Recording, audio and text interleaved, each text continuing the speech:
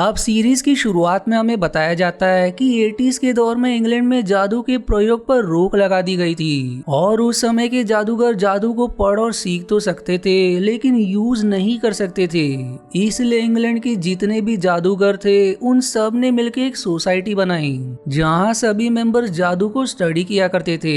अब उसके बाद हम एक सेगुंडस नाम के इंसान को देखते हैं जो मैजिक सोसाइटी के सबसे यंग मेंबर होते हैं। वो अब मीटिंग में जाकर एक सवाल करते हैं कि क्यों अब इंग्लैंड में जादू नहीं किया जाता। जिस महान जादू को हमने किताबों में पढ़ा और सीखा है उसे हम असल जिंदगी में क्यों इस्तेमाल नहीं कर सकते। जिस पर सोसाइटी के सबसे बड़े मेंबर कहते हैं कि एस्ट्रोनॉट स्टार्स को स्टडी करते हैं लेकिन वो एक स्टार इन्वेंट नहीं कर सकते और बॉटमस भी प्लांट को स्टडी करते हैं पर वो भी एक फ्लावर नहीं बना सकते। वैसे ही हम जादू को स्टडी तो कर सकते हैं लेकिन उसे यूज नहीं कर सकते और तुम्हें भी इसका ख्याल छोड़ देना चाहिए क्योंकि जादू को रियल में नहीं किया जा सकता। जिसे सुनकर सेगुंडस थोड़ा उदास होकर वहां से चले जाते हैं। अब अगले दिन उनकी मुलाकात हनी फूड से होती है जो सोसाइटी के ही मेंबर होते हैं और वो भी उसकी बातों से सहमत होते हैं इसलिए वो उसका साथ देने के लिए तैयार हो जाते हैं। जिसके बाद दोनों मिलकर एक मैजिक बुक स्टोर जाते हैं जहां उन्हें मिस्टर नॉरेल के बारे में पता चलता है जो हर्टफ्यू नाम की जगह पर रहते हैं जो जादू भी कर सकते हैं। इसलिए अगले ही दिन दोनों मिलकर मिस्टर नॉरेल के घर जाते हैं जहां रास्ते में सेगुंडस शेयर करता है कि उन्हें एक सड़क पर जादू दिखाने वाले एक जादूगर ने एक सीक्रेट बताया था जिसके बदले उसने मेरे से बहुत सारे पैसे लिए थे। जो सीक्रेट हनीफूड के पूछने पर वो बताते हैं कि उसने मुझे एक प्रोफेसी के बारे में बताया था कि एक दिन दो जादूगर मिलकर जादू को फिर से स्थापित करेंगे। जिस पर हनीफूड कहते हैं कि कहीं वो दो जादूगर हम ही तो नहीं। जिस पर फिर सेगुंडस कहते कि मैंने उससे ये भी पूछा था कि क्या उनमें से मैं एक हूँ, जिस पर उसने मना कर दिया। अब उसके बाद हम सेगुंडस और हनीफूड को मिस्टर नॉर्मल के घर के सामने पाते हैं और दरवाजा नॉक करने पर जॉन नाम का इंसान दरवाजा खोलता है जो मिस्टर नॉरेल का सर्वेंट होता है। वो फिर उन्हें घर के अंदर मिस्टर नॉरेल के पास लाता है जहाँ पर बहुत सारी जादू की किताबें होती है जिन्हें देखकर वो दोनों भी बहुत खुश हो जाते हैं। इसके बाद से गुंडस मिस्टर नॉर्मल से वही सवाल करते हैं कि अब जादू को क्यों नहीं किया जा सकता। जिस पर मिस्टर नॉर्मल गुस्से में कहते हैं कि मैं एक मॉडर्न और प्रैक्टिकल जादूगर हूँ जो जादू कर सकता हूँ और इतना कह के वो उन दोनों को अपने घर से चले जाने के लिए कह देते हैं। जिसके बाद हम सेगुंडस और हनीफूड को सोसाइटी के मीटिंग में देखते हैं जो सब लोगों को मिस्टर नॉरेल के बारे में बताते हैं लेकिन कोई भी उनकी बातों पर यकीन नहीं करता। फिर एक मेंबर कहता है कि अगर वो सच में जादू कर सकते हैं तो हमारे सामने कोई जादू करके दिखाए। जिस पर मिस्टर नॉरेल मान जाते हैं और उन्हें एक चर्च में बुलाते हैं। इसके बाद हम सोसाइटी के सभी मेंबर्स को उसी चर्च में देखते हैं जहां मिस्टर नॉरेल अपने जादू के मदद से उस चर्च की सभी मूर्तियों को जिंदा कर देते हैं जिससे वो सभी मूर्तियां बोलने लगती है जिसे देखकर वहाँ के सभी लोग हैरान रह जाते हैं। अब उसके बाद हम एक जॉनथन नाम के इंसान को देखते हैं जो एक लड़की एनाबेल से प्यार करता है और उससे शादी करना चाहता है। जो लड़की भी जॉनथन से प्यार करती है लेकिन जॉनथन के कुछ भी काम ना करने की वजह से वो उसे मना कर देती है। और फिर हमें दिखाया जाता है कि जॉनथन कोई भी काम करने को तैयार है पर उसके पिता उसे कोई भी काम नहीं करने देते जिससे वो काफी परेशान भी होता है। अब जॉनथन शाम को उस लड़की के भाई के पास जाकर उसे सारी बात बताता है कि मैं तुम्हारी बहन से शादी करना चाहता हूँ लेकिन कुछ काम ना करने की वजह से तुम्हारी बहन ने मुझे इनकार कर दिया पर अब मैं करूँ भी तो क्या, मेरे पिताजी मुझे कोई काम करने ही नहीं देते। जिसे सुनकर उस लड़की का भाई कहता है कि चिंता मत करो, भगवान पर विश्वास रखो, वो तुम्हारी मदद जरूर करेंगे। और ऐसा समझा कर वो वहाँ से चला जाता है। पर अब अगले दिन जब जॉनथन सो रहा होता है कि तभी उसे सर्वेंट आकर उठाते हैं कि उसके पिता दरवाजा नहीं खोल रहे और वो काफी समय से अंदर है। इसलिए अब जब जॉनथन दरवाजा तोड़कर अंदर जाता है तो उसे पता चलता है कि उसके पिता मर चुके हैं जिससे वो बहुत ही ज्यादा खुश होता है क्योंकि उसके पिता एक निर्दयी इंसान थे और वो सबको बहुत टॉर्चर किया करते थे। अब सीन मिस्टर नॉरेल की तरफ शिफ्ट होती है जो जॉन के साथ मिलकर मिस्टर वॉल्टर से मिलने जा रहे थे जो कि वॉर ऑफिशियल थे। लेकिन मिस्टर वॉल्टर को बटलर जिसका नाम स्टीफन होता है वो मिस्टर मिस्टर नॉरेल को मिस्टर वॉल्टर से मिलने नहीं देता और कहता है कि अगर तुमको उनसे मिलना है तो उनके घर पर जाकर मिलो। जिसे सुनकर मिस्टर नॉरेल वहाँ से सीधे मिस्टर वॉल्टर के घर पर चले जाते हैं, जहाँ पर वो मिस्टर वॉल्टर से उनकी फ्रांस से युद्ध में मदद करने की इच्छा जाहिर करते हैं, पर इस पर वॉल्टर साफ इनकार कर देते हैं, जिससे मिस्टर नॉरेल उदास होकर फिर से चले जाते हैं। दरअसल उस समय में इंग्लैंड और फ्रांस के बीच में युद्ध चल रहा था और उस समय में जादू पर कोई विश्वास नहीं करता था और जादू का प्रयोग करने पर रोक लगा दिया गया था। इसलिए जादूगरों को जादू छोड़कर कुछ और ही काम करना पड़ा।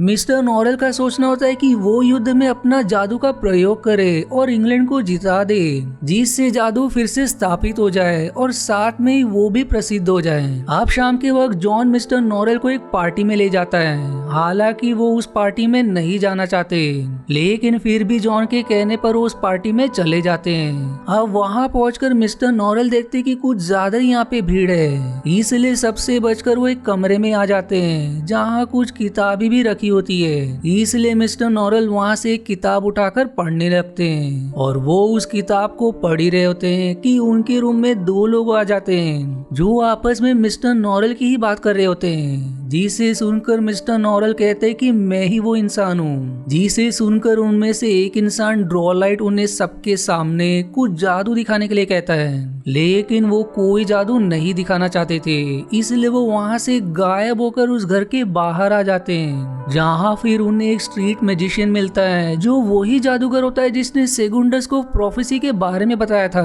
अब वो मिस्टर नॉरेल से भी सेम प्रोफेसी शेयर करता है कि दो जादूगर फिर से जादू को लाएंगे, लेकिन वो एक और राज बताता है कि इसमें एक ही जीतेगा और तुम उसे नहीं रोक पाओगे, क्योंकि एक दिन रेवन किंग आएगा जिनके आगे कोई जादूगर नहीं टिक पाएगा। अब उसकी ऐसी बातें सुनकर मिस्टर नॉरेल घबराकर वहाँ से जाने की बात करते हैं, जिस पर फिर उसका सर्वेंट उसे समझाता है, जिसके बाद वो उसे 2 स्पेल्स देते हैं और कहते हैं कि उस पर नजर रखो। इसलिए उसका सर्वेंट जॉन वहाँ से उस जादूगर की तलाश में निकल जाता है। अब जॉन के जाते ही वहाँ ड्रॉलाइट अपने एक साथी रसल के साथ आता है और वो मिस्टर नॉरेल को कहता है कि यदि तुम एक जादू परफॉर्म करोगे तो मैं तुम्हें वॉर ऑफिशियल से मिलवा सकता हूँ। जिस पर मिस्टर नॉरेल उससे कहते हैं कि वो पहले ही मिस्टर वॉल्टर से मिल चुके हैं और उन्होंने उसकी बात नहीं सुनी। जिस पर ड्रॉलाइट कहता है कि सर मिस्टर वॉल्टर की फियांसे लेडी पोल कल ही चल बसी और यदि तुम अपने जादू से उसे फिर से जिंदा कर दो तो मिस्टर वॉल्टर वो ही करेंगे जो तुम कहोगे। पर इस पर पहले तो मिस्टर नॉरेल नहीं मानते, लेकिन बाद में वो मान जाते हैं। वहीं दूसरी तरफ हम जॉन को देखते हैं जो स्ट्रीट मैजिशियन तक पहुंच जाता है और दूर से उस पर नजर रखता है, लेकिन शायद उस जादूगर को जॉन का पता चल जाता है और मौका मिलते ही वो जादूगर जॉन की जेब से दोनों स्पेल्स को चुरा लेता है। इसलिए जादूगर और जॉन के बीच में लड़ाई हो जाती है। जॉन अब उससे सवाल करता है कि उसने मिस्टर नॉरेल को क्यों डराया था, जिस पर जादूगर कहता है कि उसने डराया नहीं बल्कि भविष्यवाणी बताई थी कि एक दिन रेवन किंग फिर से आएंगे। जिस पर जॉन सवाल करता है कि तुम्हें कैसे पता भविष्यवाणी में क्या होने वाला है और वहीं रेवन किंग बस कहानियों में है। जिस पर जादूगर कहता है कि उसके पास रेवन किंग की किताब है जो खुद रेवन किंग ने ही लिखी है, जिसमें ही भविष्यवाणी भी लिखी हुई है। पर इस पर अब भी जॉन को विश्वास नहीं होता।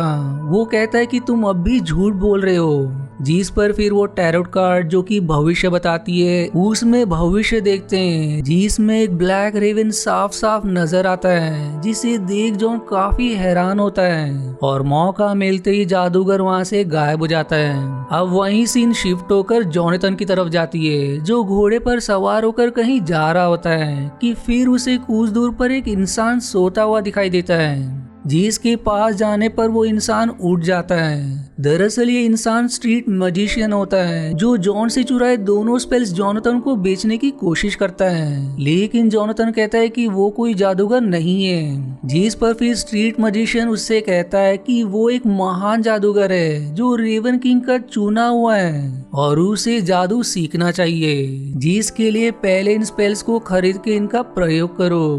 जिसकी बातों का विश्वास करके जॉनथन जोनाथन दोनों स्पेल्स खरीद के वहाँ से निकल जाता है। अब घर आकर वो एनाबेल और उसके भाई के साथ बैठा होता है और उन्हें वो दोनों स्पेल्स दिखाता है, जिस पर वो दोनों कहते हैं कि उस इंसान ने तुम्हें बेवकूफ बनाकर ये बेचा है क्योंकि तुम कोई जादूगर नहीं हो। इसलिए अब जोनाथन उनमें से एक स्पेल जिससे वो अपने दुश्मन को देख सकता है उसे यूज करता है और उसके उस स्पेल को मिरर में यूज करते ही उन सबको मिरर में मिस्टर नॉरेल दिखाई देते हैं, जिसे देखकर वो सभी दंग रह जाते हैं और वहीं जोनाथन को यकीन हो जाता है कि वो एक जादूगर है, इसलिए वो एक जादूगर बनने का फैसला करता है। वहीं हम मिस्टर नॉरेल को देखते हैं जो वॉल्टर के घर पर होता है। वो अपने जादू से लेडी पोल को फिर से जिंदा करने आया होता है, इसलिए वो लेडी पोल के कमरे में जाकर पहले तो सबको वहां से बाहर ही रहने के लिए कहता है, जिसके बाद वो किताब में से मंत्र को पढ़कर एक फेरी को बुलाता है क्योंकि फेरी में ही किसी मरे हुए को जिंदा करने की शक्ति होती है।